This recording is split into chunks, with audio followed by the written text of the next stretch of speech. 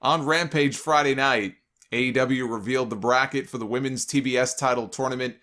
We've got Anna Jay against Jamie Hayter, the Bunny against Red Velvet, Serena Deeb in a rematch against Hikaru Shida, who is still looking for her 50th win in AEW, and Penelope Ford against Ruby Soho, which took place last night with Ruby advancing to the next round against Chris Statlander, one of 4 women to receive a bye into the next round. Statlander, Thunder Rosa, Jade Cargill, and Nyla Rose all get byes into the tournament based on their current rankings. They all round out the top 5 after Ty Conti, who will challenge Britt Baker for the championship at Full Gear. I've got Thunder Rosa and Serena as the favorites. If Serena wins... See, here's the thing, though. If Serena wins her match against Shida, she faces Nyla in the next round, which makes me think that Shida is going to get her win back over Serena. The only reason I wouldn't have Thunder Rosa win is because I would save her for a match against Britt Baker. I love Thunder Rosa. I think she would make a fine TBS champion, but I see bigger things for her. So, babyface-wise, I could see Thunder Rosa, but I'm going to go with Serena Deeb as my top choice, my top prediction for winning this tournament. Jade, of course, they could give it to Jade, and I mean, she's still very inexperienced, but I could see Jade Cargill win. But I'm going to go with Serena. Dynamite was a fun show last night. I told you not to sleep on that Bryan Danielson Dustin Rhodes match in the opening round of the World Title Eliminator. I thought that match kicked ass. Bryan wins with a guillotine choke with the body scissors applied. Bryan has been on a tear ever since his first AEW match against Omega, winning all of his matches in different ways. You know, he won here with a guillotine. He's won with the flying knee. He's won with cattle mutilation when he beat Nick Jackson that time. He's just been an absolute joy to watch in the ring. But so is Dustin. Just a really great pro wrestling match. Back-to-back excellent matches going from that Pac Andrade main event on Friday right into Bryan and Dustin in the opener on Saturday. Darby Allin is still out after being attacked by MJF and the Pinnacle a few weeks ago, so Tony Schiavone brought out Sting to give us an update on his son. But before he could get a word in, MJF interrupted and cut a scathing promo on Sting, joking about all the snow that we see during his entrance being left over from his stash from the 80s, and blaming Sting's negligence for his son Darby ending up the same way as his other friend, Lex Luger. And he started to say, in a wheelchair, before Sting decked him. Wardlow and Shawn Spears ran down to make it 3-on-1. Spears got in some chair shots on Sting. MJF cut a promo on Darby right into the camera while Darby's dad was laying at his feet, and then he hit Sting with his Dynamite Diamond Ring when he staggered back up to his feet. They're setting up for a big pop for Darby's return, which could be in Boston this Wednesday. I thought MJF was great here. Later on in the back, Wardlow went up to him and said, "Look, you and I got to talk." He was very upset that MJF threw him in harm's way and sacrificed him to Sting. A baseball bat shot the week before from Sting. And I'm glad they didn't just ignore that. I'm glad they brought that up here.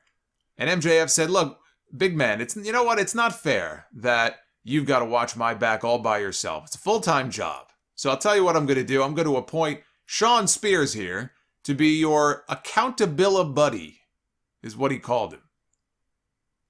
Oh, it's coming. The slow build to the split continues. Wardlow is going to make a great babyface. I've always said that. The setup is there, though, for a tag team match with Sting and Darby against MJF and Wardlow at Full Gear instead of a straight singles match if they wanted to do it. I think I would do the singles match. I would do MJF one-on-one against Darby. That's been the issue that's been built up here. It's not really about Wardlow. It's not really about Sting. I would save the tag team match for TV. So do the singles match at Full Gear, and then do a tag match with Sting and Darby against MJF and Wardlow, and that could be where the split happens, maybe, with MJF and Darby, or rather MJF and Wardlow. You know, maybe if they do another one of those big Winter is Coming TV shows in December like they did last year, maybe they do the tag match on that show. Ruby Soho advanced over Penelope Ford in the TBS tournament. Not a very good match. It was decent. I want to see Ruby in there with Statlander in the next round and see what they can do. And then if Serena advances, we could get Ruby against Serena Deeb in the semifinals, which I think could be great. Bobby Fish beat Anthony Green. And when the match was over, Fish went and beat him up some more. And that brought out CM Punk, who didn't need his music. Finally, a sensible babyface who doesn't wait for his theme music to start playing before he runs down to the ring to make a save. They waited and played his music after he had already arrived. And Fish bailed out of the ring and was teasing that he wanted, Punk in a match. It has since been made official. It will be CM Punk against Bobby Fish. I'm sure it's going to be a very good match. Gets Punk on TV in a match that he could win. I don't mind having, Bobby Fish beat lower level guys like Anthony Green, who is he in the match with last week? Lee Moriarty, I believe, on Rampage is who he wrestled last week. He could beat all those guys and then go in there against the bigger names like Danielson and like Punk and just be a very competent, capable wrestler who can go in there and feed them wins and put them over, because it's not about Bobby Fish. Bobby Fish is not the star here. Danielson is. CM Punk is. People like Hangman Page and Darby, those are the stars. Bobby Fish is someone who can go in there, give you a good match, put you over. I have no problem with them using him in that role. Anthony Green, by the way, was not the only former 205 Live name featured on this show. Tony Nese, former Cruiserweight champion in WWE, he was shown multiple times on camera sitting in the crowd through, I would say, the first half of the show, and is said to be working the dark tapings this weekend, so he may have already signed a deal. He probably did. I mean, the way they were acknowledging him on TV as one of the hottest free agents in wrestling, I don't think they'd be doing that if he probably didn't already have some kind of a contract or some kind of agreement with them. There was a very scary moment in the World Title Eliminator first round match between Lance Archer and Eddie Kingston, where Archer came off the top rope for a moonsault. And Eddie rolled out of the way, and Archer did not rotate his body enough, and he landed right on top of his head. And that's a big dude with a lot of weight coming down on that head. The referee checked on him immediately. He rolled out to the floor. He was being looked at by the doctor to see if he could continue. He got back inside so that Eddie could roll him up and pin him, so they quickly improvised a finish to get out of there. I don't think he needed to get back in there at all. I mean, if the referee had stopped the match due to injury, everybody saw what happened. Everybody knew how serious, potentially it was. I don't think anybody would have cared. I think people would have understood. When you're dealing with a possible neck injury, you don't take any chances. After the show, Archer tweeted that he was okay, and he said, "Listen, we choose to do this and take our health and lives in our hands every night. I have done that move hundreds of times over my career. I just under-rotated. Could have been much worse. Thank you to all at AEW for taking amazing care of me and protecting me. I will be back." Hopefully it's nothing too serious. Dan Lambert and the Men of the Year were in the ring cutting a promo on the Inner Circle jerk. Sammy Guevara came out and called Lambert a fat-faced dipshit. Boy, the cuss words were flying here in this segment. I think they're competing with themselves to see how many cuss words they can fit in a single segment when we get the Inner Circle and Lambert's crew on TV. Lambert said at Full Gear they're going to have that 10-man tag match that Jericho asked for, if and only if Sammy puts his TNT title on the line this Wednesday against Ethan Page. And if Guevara loses, not only does he lose his TNT championship, but he must leave the Inner Circle forever. And Guevara accepted on the condition that if he wins, the Inner Circle gets to choose which members of America's top... Is it America's top team? American top team. America's Funniest Videos. He gets to choose which members of American top team they get to face at Full Gear, which makes me think maybe we're going to get Lambert in the ring. The heels walked up the ramp. They were going to go after Sammy on stage. The other members of the Inner Circle ran out to fight them off, all except for Jericho, who is on his cruise. He is on the high seas. If it wasn't for COVID, there would have been live Dynamite matches on the ship back in February when it was originally scheduled. I remember being on the cruise last year, and they said next year we're going to do Dynamite matches on the ship.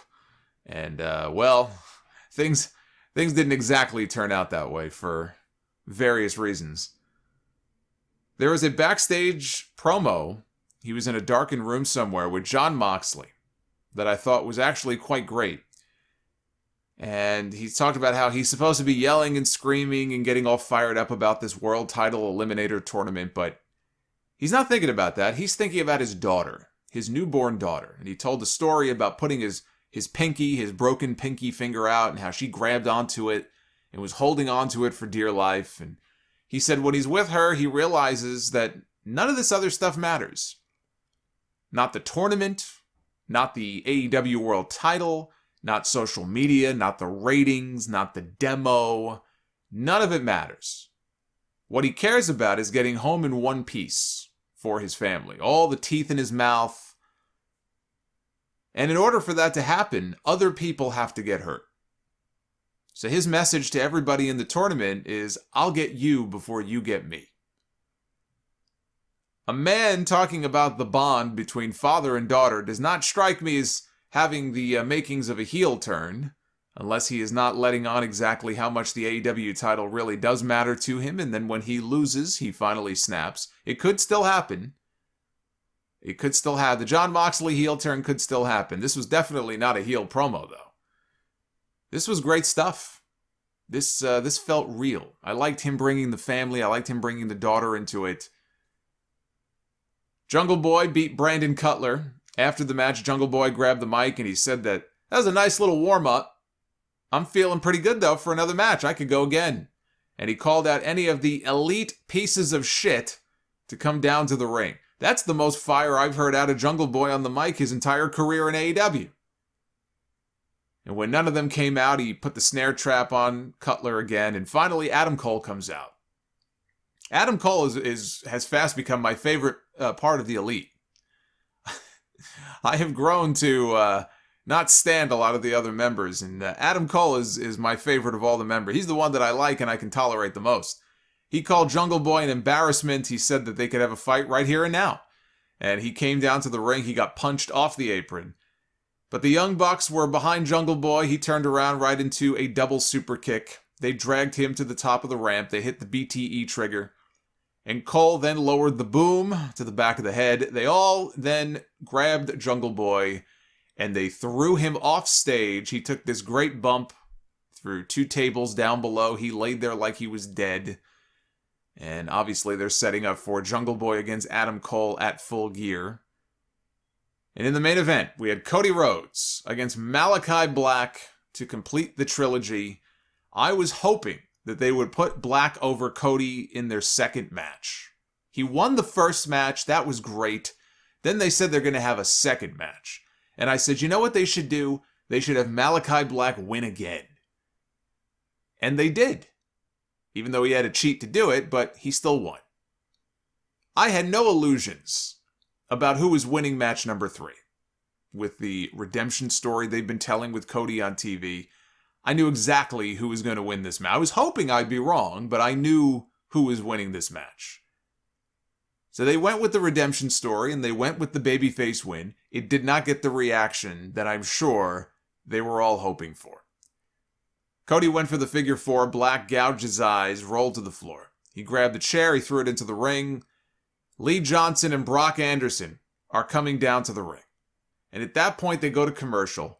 During the break, they actually did a big spot during the break. Cody hit a crossroads off the apron through a table at ringside. So they come back, they show us a replay of what we missed. I mean, it was picture-in-picture, but if you missed it, they showed it again. While the camera was focused on Arn Anderson in the ring, he was in the ring for the distraction because Cody and Black were outside. Very clearly, they were blading themselves because they both came up bleeding. Wouldn't you know? But it took forever. So the camera was focused the entire time on Armed Anderson in the ring. Here comes Andrade down to the ring, and he does the Glock Anderson pose, the gun firing pose with his hand. His assistant, Jose, is in the ring. Arn Anderson doesn't realize it. Jose has the laptop. And as he charges in at Arn Anderson, Arn grabs Jose. He gives him a spine buster. And as soon as Arn gets back up to his feet, though, Malakai is there with the black mist to the face. Down goes Arn Anderson. Pac comes out. He and Andrade brawl to the back. The crowd is going nuts during all of this. Malakai hits a springboard moonsault. Cody, though, pops up and hits a crossroads for a near fall. And again, the crowd at this point is loud, and they are completely 100% behind Malakai Black. Now remember, when I talked about this a few weeks ago, the possibility that maybe Cody might go heel, I forgot what city they were. Actually, it might have been New York when they were at Arthur Ashe. And Cody got booed. And I said, well, it's New York. I don't know that this necessarily means Cody is going heel, because he's talked about the fact, look, I'm not going heel. I'm not trying to swerve everybody.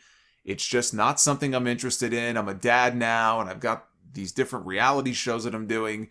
I'm not going heel. And a lot of people said, oh, sure.